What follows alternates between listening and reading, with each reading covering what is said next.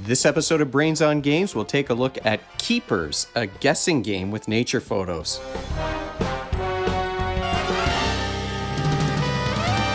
Welcome to Brains on Games. I'm Dr. Brian McDonald. In this episode, we are going to talk about a game that's all about nature photographs, a guessing game that involves some vocabulary too, a game that was sent to me not too long ago by the folks at Van Ryder Games called Keepers.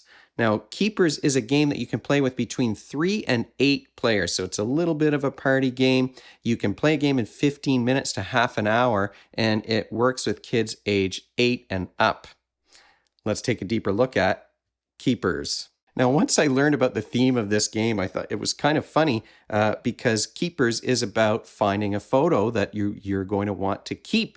And a friend of mine is an amateur photographer, and he always used to say, I could take 1,000 photos and there might be a dozen or so that would be keepers. So it is a term that I've heard used by photographers before. It's a game that is light in terms of its complexity, and what you're trying to do is be the one who collects the most keepers by having the other players vote for photos that you've chosen. You've got this giant deck of cards. I mean, there's this huge deck of like tarot card size cards that are just like, there's no text on them at all. They are literally just photographs. And what you're doing in this game is that you're going to have a player who has the role of the curator. They get this little chip right here. It's a very nice chip, actually. It's one of those heavy sort of clay, I think, chips, and that just indicates who's going to be the curator. What the curator does in this game is the curator has to come up with a word that describes a card that they want to play. It could be a word that is the best descriptor of the card, or a word that's the worst descriptor, and we'll talk about that. But it can't be a noun. That's the key. So you can't name a person or a place or a thing. You might be naming the color. You might be talking, you can't say sunset, but you might say dim or something like that. So in some of the games that we played, there were words like scary or hunting. So you can use verbs, but usually it's going to be adverbs and especially adjectives. Cute and smooth were all things that were used in the games that we played. And so the curator is going to choose a word. Each player, including the curator, is going to place one of these face-down photographs that they think best matches or least matches that word. The curator is going to shuffle up everyone's cards so that he or she doesn't know whose card is whose. And then you're going to place those cards on this neoprene mat that came with the game. And like I said, we're just talking about these beautiful photographs, nature photographs, and I don't know if I'm going to get them all right side up, but you're laying them out across this mat and the spaces are numbered. What each player does next is vote. All the players are going to have this little voting ring, and if you choose a red number, that means that you're choosing the picture that least matches that adverb or adjective or verb that's been chosen. But if you roll it over to the other side, you've got green numbers too. So here I've got a green 3. That means I think that this picture is the one that best matches the word. Once everybody's voted secretly and all the votes are revealed, the card that has the most votes for the best picture that best matches the word, that one's going to be a keeper. If there's a tie, they're both keepers. The card that has the most votes for the worst match is also going to be a keeper. So it's both the best picture that describes the word and the worst picture that are going to be keepers. And then you collect that picture as a point at the end of the game, and the game's going to end when each player has had a chance to act in the role as the curator. So it's a secret voting game where you're sort of trying to find one word that best describes the pictures that you're choosing, and they're all nature pictures. Sometimes there are animals, as you can see. Sometimes it's just some environment. And you saw how thick that deck was. There is just a whole stack of these photos that you can describe, and you've got that hand of 7 cards, so there are lots of choices that you'll be making along the way. But one of the things about these photos is that there's nothing else on the card to distract from the artwork, and that is my question for you this episode. How important to you is art in the games that you're playing? Do you really gravitate towards games like this one where you've got beautiful photographs or paintings or drawings, or is it the theme or the mechanics that are even more important to you? I'd love to hear your answer to that question, and you can put that answer in the comment section below this video. But what skills are you working on when you're playing a game like Keepers? Well, I mean, there's a little bit about parts of speech because you're not allowed to say a noun. So there's some maybe literary kinds of knowledge that you might be working on, but really we're talking about vocabulary and verbal reasoning. The verbal reasoning, because you're trying to make connections between that adverb or adjective, usually, maybe a verb, and those pictures. And you may be choosing the one that's least like or the one that's most like.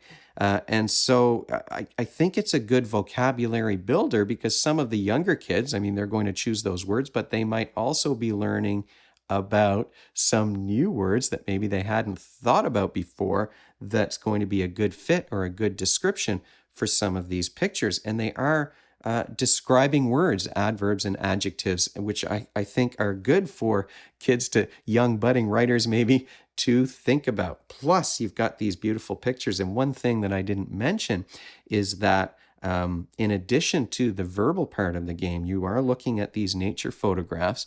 And there is a link, there's a website that's connected with the game. There's a little card that comes inside the box with a QR code on it that will allow you to take a look at the camera settings that were used to take these pictures. So if you're somebody who wants to learn more about photography, what do those ISO settings mean, for example, you can take a look at one of these pictures and find out more about how that photo was taken. So there's a little bit of photography knowledge if you choose to pursue that area of research, but primarily we're talking about a verbal reasoning and vocabulary game. Final thoughts about Keepers. Well, this is a game that's quick to play and it's sort of a relaxing game. It's not a game where anybody's going to be really puzzling over these pictures for a long period of time as they're deciding on their vote. You're not going to be staring at your hand of 7 cards for 25 minutes trying to figure out which one you should play. It is a relaxing game. And I mean, you've got these beautiful photographs. Like a big part of the game is just looking at these pictures. You've got these beautiful photographs and there's nothing else on the cards to distract you from them. So in fact, that kind of makes it a language independent game. As long as everyone speaks the same language, you can play this game because there's nothing to read on any of these cards. As we played through a few games of Keepers, what we found, all of the players agreed, was that it reminded us a little bit of a picture version of a game called Apples to Apples, where you're kind of making some word associations and you're playing cards with words on them that match up with some phrase or some other word. And I think that the addition of these pictures as opposed to those words, well, it reduces the reading component. You know, there is a big reading component to Apples, but this one really does focus on the art and on the description words that are essential in order to earn the most votes in this game. Now, if there's a downside to Keepers, well, one thing I would say is that I wanted more of these pictures. Like you've got this great big stack, this huge deck, but you know, once you've played through several games, you're going to have seen most of these. And the pictures are awesome. So I just wanted more, which is not a bad thing. So hopefully there'll be some expansions maybe for this game that will add some additional pictures. But it is kind of a party game. So it plays with 3 to 8 players. There are 8 of those little voting discs in the box. And I would say probably best at around 5 people. The reason for that is that with 3 to 4 players, each player is going to have 2 of these discs and they're going to play 2 photos. So it's almost like each player is playing two players' roles at the same time. So I think even more fun if you can get a bigger group and divide things up a little bit more. That also divides up the votes as well because you can't vote for your own picture. So you've got to vote for somebody else's photo. And when you're playing 2 of those, there's still lots of choice, but with only 3 players to divide up the votes between, we found that, I at least found that I was wishing to have more people in the group, even just to admire all of these pictures, honestly. So it's not really a knock on the game, it's just that you have to have lots of friends over if you're going to be playing this one. So I have to say thanks so much to Van Ryder Games for sending this game my way. What a beautiful, relaxing game Keepers is. And if you have any questions or comments about Keepers or any of the other things that we've talked about here on Brains on Games, you can leave them in the comments section below the video, or you can email me at brian@brainsongames.ca. Brainsongames.ca is the website. That's where future episodes will go, and the previous ones are up there already. Brains on Games is the Twitter handle and the Facebook page and the Instagram feed, so we're all over the place. And if you enjoyed this video and you want to be notified of future ones, you can head on over to YouTube and click that subscribe button. Thanks for joining me, and hopefully I'll see you next time.